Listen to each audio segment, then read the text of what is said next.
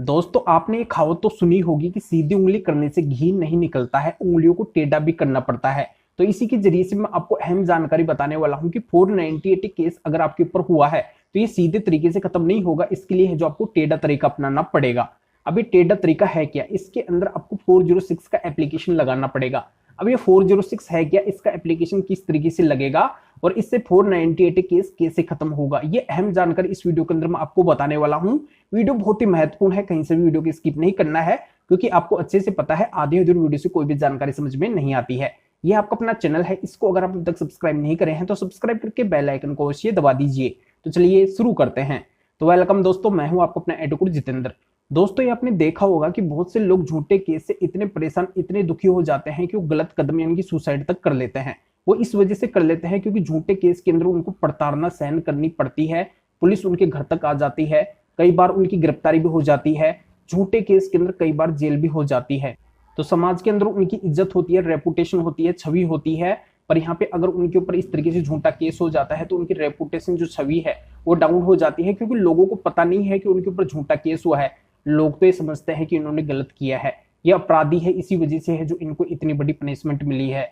तो यहाँ पे झूठे केस की डर की वजह से, अपनी इसी रेपुटेशन, इसी छवि की वजह से, यानी कि उनको जो प्रताड़ना सहन करनी पड़ी है, इन सभी से दुखी होके और वो है जो ये गलत कदम उठा लेते हैं। पर अब है जो ऐसा नहीं करना पड़ेगा, क्योंकि आपको मैं बता देता हूं कि सीधे तरीके से कभी भी आजकल केस खत्म नहीं होता है। केस को खत्म करवाने के लिए है जो टेढ़ा तरीका अपनाना पड़ता है। तो ये टेढ़ा तरीका है क्या?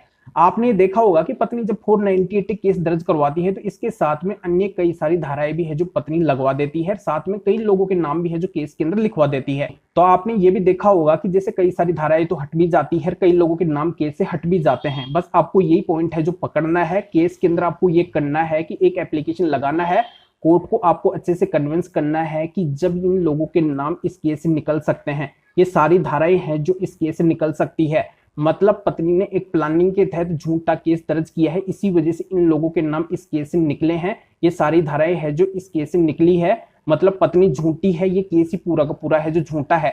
तो यहाँ पे अगर ये 498 सेक्शन बचा है, ये धारा बची है, तो ये भी है जो झूठी है, तो ये भी है जो खत्म होनी चाहिए। इसी आधार से है जो आपको एक मजबूती से है जो कोर्ट के अंदर बात रखनी है, इसी बात के ऊपर है जो आपको फोकस बना के रखना है, इस बात के ऊपर ही है जो आपको अडिग रहना है। अगर बार बार आप कोर्ट के अंदर यही बात बोलेंगे, जज साहब को अगर आप कन्विंस कर देंगे, तो श्योरली है जो आपके ऊपर से 498 केस खत्म हो जाएगा।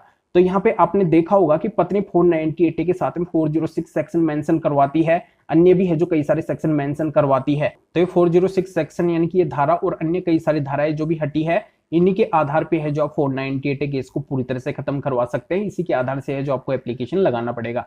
तो यहाँ पे ये जानकारी अच्छे से समझ में आ गई होगी। तो आपको क्या करना है, वीडियो को लाइक करना है और शेयर भी करना है जो और लोगों तक ये जानकारी पहुंच सके।